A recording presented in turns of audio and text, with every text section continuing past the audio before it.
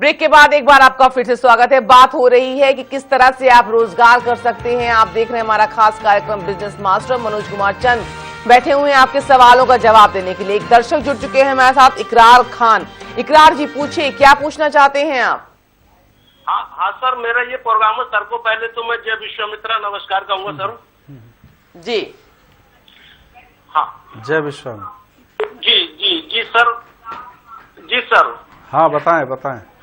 Sir, हमारा सवाल ये है कि आपका वीडियोकॉन रिलायंस पे आता है और हम लोग बहुत शौक से देखते हैं। ये अगर केबल पे, टाटा स्काई पे और अदर कंपनी पे भी हो जाए, 4-5 लोग एक ही जगह आके देखते हैं, तो आपके लिए बहुत धन्यवाद रहेगा।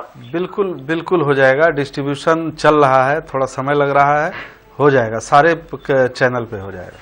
हाँ सर, क्योंकि हम इसके बहुत बड़े फ्रेंड हैं और सर आपको तो हम धन्यवाद देना चाहेंगे कि आपकी वजह से आज मैं बहुत कुछ हूँ और मैं आपकी कंपनी को बहुत धन्यवाद देना चाहूंगा मैं सर। चलिए, धन्यवाद। हम भी आपको धन्यवाद देते हैं। चलिए इकरार जी, बहुत बहुत शुक्रिया हमें फोन करने के लिए। अब सीधे रुख करते हैं मुंबई का। वहां हमारी संवाददाता दीप्ति जगपत मौजूद हैं, जिनके पास बहुत सारे लोग हैं जो कई सवाल पूछना चाहते हैं। दीप्ति, पूछिए, क्या पूछना चाहती है वहां की जनता? मुंबई की जनता किस तरह का रोजगार करना चाहती है? क्या समस्याएं आ रही हैं उनको? जी शशि जी, इस वक्त मैं मुंबई के यूनिवर्सिटी के बाहर खड़ी हूँ और मेरे साथ कुछ युवक भी मौजूद है जो जानना चाहते हैं बिजनेस के बारे में। तो आइए हम बात करते हैं शरीफ जी से। शरीफ जी, आप किस तरह का बिजनेस करना चाहते हैं? मैं डायपर का बिजनेस करता हूँ, जो कि मेडिकल स्टोर्स और बहुत सी रिटेल शॉप्स के अंदर सप्लाई करता हूँ, जो कि स्टेट लेवल पे है और यही चीज मुझे नेशनल लेवल पे करना है। तो इसके बारे में आप मुझे कुछ आइडिया दीजिए जिसे मैं अपना बिजनेस नेशनल लेवल पे कर सकूं। जी दीप्ति, आ रही है आपके पास। शशि जी, शरीफ जी का सवाल है कि जी बिल्कुल समझ में आ गया। जी, शरीफ जी के डायपर का बिजनेस है, अभी स्टेट लेवल पे शुरू है, नेशनल लेवल पे शुरू करना चाहते हैं, क्या कर सकते हैं मनोज जी? देखिए, उनका जो व्यवसाय है वो वहाँ लोकल स्तर पे कर रहे हैं। जब नेशनल स्तर पे जाने के लिए इन्हें वैट का लाइसेंस वगैरह लेना पड़ेगा हर स्टेट से, और फिर उस स्टेट में अपना डिस्ट्रीब्यूशन चैनल डालनी पड़ेगी। उस डिस्ट्रीब्यूशन चैनल के माध्यम से अपने काम को और भी आगे तक बढ़ा सकते हैं। मतलब अलग अलग स्टेट से? हाँ, अलग अलग स्टेट से वैट की लाइसेंस लेनी पड़ेगी, सेल टैक्स का लाइसेंस लेना पड़ेगा, और फिर उस स्टेट में अपना ये काम चालू कर सकते हैं। इन्हें डिस्ट्रीब्यूशन के लिए डिस्ट्रीब्यूटर खोजना पड़ेगा। डिस्ट्रीब्यूटर अगर इनके मिल जाएंगे तो फिर डिस्ट्रीब्यूटर भी अपने लाइसेंस पर भी इनका सामान ले सकते हैं। जी बिल्कुल। तो दीप्ति, इनके सवालों का जवाब मिल गया है। इनको टिक्की डिस्ट्रीब्यूटर अगर खोज सकते हैं तो डिस्ट्रीब्यूटर इनकी काफी हेल्प कर सकते हैं। हमारे साथ आपके पास आऊंगी दीप्ति, लेकिन उससे पहले उड़ीसा से डिम्पल जुड़ चुकी हैं, उनसे पूछते हैं। डिम्पल जी, पूछिए, क्या पूछना चाहती हैं आप? हाँ जी, मैं प्ले स्कूल खोलना चाहती हूँ, तो मुझे उसके लिए किसी अथॉरिटी का मतलब जरूर मंजूरी चाहिए क्या? जी, प्ले स्कूल खोलना चाहते हैं छोटे बच्चों के लिए, क्या करें इसके लिए?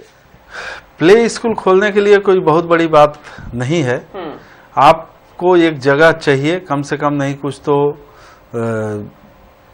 1000-1500 स्क्वायर फीट में, और फिर उसमें आपको मतलब बच्चों के लिए जो सारे सामान होते हैं, खिलौने से लेकर के और भी पढ़ाई की तमाम सारी चीजें जो मिलती हैं, वो सब लेकर के आपको रखना पड़ेगा, और फिर आप वहां से स्टार्ट कीजिए। जब बाद में कभी आपके पास पैसे हों तो फिर अपना स्कूल बनाइए और उसको मतलब अपने स्कूल में रखिए। अभी कुछ अथॉरिटी से परमिशन वगैरह लेनी पड़ेगी इसके लिए? वहाँ का जो बेसिक शिक्षा विभाग है वहाँ से इनको एक मतलब परमिशन ले लेना चाहिए। ऐसे इसके लिए तो बनता है एक मतलब ट्रस्ट इनको बनाना पड़ेगा, एजुकेशनल ट्रस्ट, और उस एजुकेशनल ट्रस्ट के माध्यम से ये अपने इस स्कूल को चला सकती हैं। लेकिन प्ले स्कूल के लिए उस तरह की लाइसेंस की कोई आवश्यकता पड़ती नहीं है। जी। लेकिन जब ये क्लास 8 से ऊपर जाएंगी तो इन्हें लाइसेंस लेना मस्ट हो जाएगा। जी। तो डिम्पल जी, आपकी समस्या का समाधान हो गया। आपको जो प्रश्न पूछना था उसका आपको जवाब मिल चुका है। दिल्ली से प्रदीप जुड़ चुके हैं हमारे साथ, एक और कॉलर, उनसे बातचीत करते हैं। प्रदीप जी, पूछिए, आपका क्या प्रश्न है? सर, मैं ये पूछना चाहता हूँ कि मैं जो है होम ट्यूशन पढ़ाता हूँ। अच्छा। तो मतलब होम ट्यूशन मैं 1ली से 8वीं क्लास के बच्चों को पढ़ाता हूँ घर घर जाके। तो क्या इसके लिए मेरे को रजिस्ट्रेशन करवाना चाहिए या फिर ऐसे ही कोई नाम रखकर मतलब मेरे को स्टार्ट कर लेना चाहिए? जी, मतलब कोचिंग क्लास खोलना चाहते हैं बेसिकली? नहीं, मैं घर घर जाके पढ़ाता हूँ। नहीं, अभी तो आप घर घर जाके पढ़ाते हैं, रजिस्ट्रेशन किस लिए कराना? ऐसे ही पढ़ाना चाहता हूँ, घर घर जाके। ऐसे ही पढ़ाना चाहते हैं तो आपको कोई लाइसेंस की आवश्यकता नहीं है। आप एक टीचर हैं, उसके लिए घर घर जाके पढ़ाने के लिए आपको आवश्यकता नहीं। लेकिन अगर कोचिंग क्लास आप खोलते हैं तो आपको कम से कम एक कंपनी बना लेनी चाहिए और उस कंपनी के माध्यम से आपको अपने व्यवसाय को आगे बढ़ाना चाहिए, जिसमें आप गवर्नमेंट को टैक्स दे सकें, गवर्नमेंट के नियम कानून को मान सकें। उस टाइप से आपको करना चाहिए। जी, तो प्रदीप, आपको आपके सवाल का जवाब मिल चुका है। हम दीप्ति के पास रुक करते हैं, मुंबई। दीप्ति, आपने भी सवाल पूछा था, उसके बाद उनको जवाब तो मिल गया शरीफ जी का। अब और लोगों का क्या सवाल है? जी, मेरे साथ अभी सचिन जी है जो सवाल करना चाहते हैं। वो फार्मिंग के बारे में मतलब उनका फार्मिंग का बिजनेस उनको खोलना है, तो आइए हम जानते हैं उनका सवाल। मुझे गारमेंट का बिजनेस करना है, इंपोर्ट एक्सपोर्ट का, तो उसके बारे में मुझे जानना है, कैसे शुरू करूँ? जी, आप फिर से आपका सवाल रिपीट करेंगे सचिन जी? मुझे गारमेंट का बिजनेस करना है, इंपोर्ट एक्सपोर्ट का, तो मैं कैसे शुरुआत करूँ? जी दीप्ति जी। जी सचिन जी, फार्मिंग का बिजनेस करना चाहते हैं, एक्सपोर्ट और इंपोर्ट का। जी, गारमेंट का बिजनेस करना। हाँ, गारमेंट का बिजनेस करना चाहते हैं, क्या इंपोर्ट है उनके एक्सपोर्ट पास? क्या है स्वयं के पास? कुछ जमा पूंजी है उनके पास, दीप्ति? जी शशि जी, आप उनके पास शशि जी, उनके पास कितनी जमा पूंजी है? कुछ स्टार्ट करने के लिए उनके पास है या लोन लेना चाहते हैं क्या? जी शशि जी, मैं उनसे पूछती हूँ। जी, आप लोन लेना चाहते हैं या कितनी जमा पूंजी है आपके पास? नहीं, जमा पूंजी है थोड़ी। कितनी है? 2 लाख। 2 लाख है। जी शशि जी, उनका मानना है कि उनके पास 2 लाख जमा पूंजी है। 2 लाख है जमा। 2 लाख रुपए से इंपोर्ट एक्सपोर्ट का बिजनेस मेरे समझ से नहीं करना चाहिए जी। आपको किसी एक्सपोर्ट इंपोर्ट के जो मतलब बड़े कारोबारी हैं उनके वहां पहले आपको काम स्टार्ट करना चाहिए, फिर जाकर के आप वहां से अनुभव गेन करके और फिर आपको एक्सपोर्ट इंपोर्ट में जाना चाहिए जी।